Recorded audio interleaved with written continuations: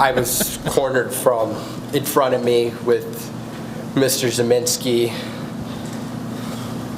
and there were... Hold her. There were 3 people right there. See, that's real. Take a deep breath, Kyle.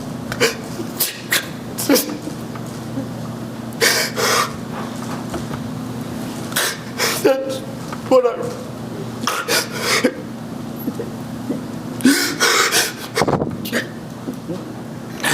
That's what I run. You'll remember where you were when you saw this. Time for our break anyway. You can just relax for a minute, sir. We're going to take a break about 10 minutes. All right. And please don't talk about the case during the break. All of you, just right now, first off, that just changed the case. Yeah. You will remember where you were when you watched it, and I'm glad that I was there to share that with you. Gage didn't. None of the other witnesses brought forward did. Look, the kid's not a professional actor, and I don't think that's an Academy Award performance if he is. That's a kid who was overcome with emotion. And again, you're talking about a kid who was there to put out fires, to provide medical assistance, who was there because he saw a town on fire. And genuinely feels bad that he hurt somebody who was trying to kill him. Yeah. Yeah. You know who doesn't feel that way? The ear gauge guy who didn't care at all, who sat there with dead eyes like it was no problem. Well, not only that, but you know who doesn't feel that way? The person who runs up and points a gun at somebody who was not violent toward them. The person who puts on a mask and runs out behind a car screaming, "F you and I'll kill you," when they weren't aggressive towards them and corners them. Or attacks people smaller and weaker that are turned around. Right. God, my heart breaks for that kid. Yeah. But you know what? That's real. Maybe that's why they put him on the stand. Yeah. Because they knew, you know what, this trial needs a little bit of authenticity. All of a sudden, when the veil of pomp and circumstance is lifted, and you just see this is a kid who had to make some tough decisions, who ultimately is going to have to live with this for the rest of his life. And that's why when people say, think of how evil it is for a second. Think of this for a second. That kid is there crying, right? And all of you right now, we all feel, hopefully, unless you're a sociopath like Rosenbaum or like a Gage, sorry, I get it, hearsay. But unless you're a sociopath, your heart goes out to that kid. Even the media is trying to acknowledge that he's not a stone-cold killer, right? But think about this for a second.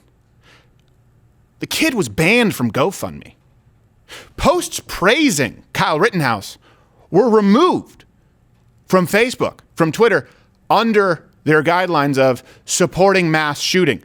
They were caught videotaping the jurors this week. They're trying to dox the jurors. Here, do we have that clip of them? Here you go. Here's the judge talking about they were caught trying to pressure the jurors, to try and slant the jury. And you wonder why people on the right say that the left hates the United States of America. What? They hate due process. They hate the right to self-defense. They hate the right to free speech. And in this case, with one simple act of trying to videotape the jurors and make it public, they're infringing on all of those. The First Amendment, the Second Amendment, not to mention due process and a fair trial. Here is the judge talking about it yesterday. This morning at the pickup, there was someone there and was video recording the jury, which the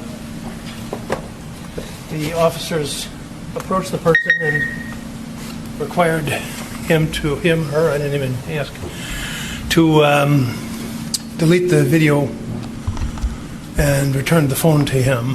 I've instructed that if it happens again, they're to take the phone. And anyone, and this is where at that point, I don't want to be that I don't want to be that guy who just, oh, this is ridiculous and I hate this and just emote. But you know what? Anyone who, specifically, people who work at Facebook who said we're not going to allow posts praising Kyle Rittenhouse because it's praising of a mass shooter. Fuck you. People at GoFundMe who removed this kid's ability to defend himself legally. Fuck you. People at the FBI who had footage and never made it available when they were going through evidence. Fuck you. This kid is deserved. He is owed an apology from all of you. Watch Louder with Crowder live, Monday through Thursday, 10 a.m. Eastern.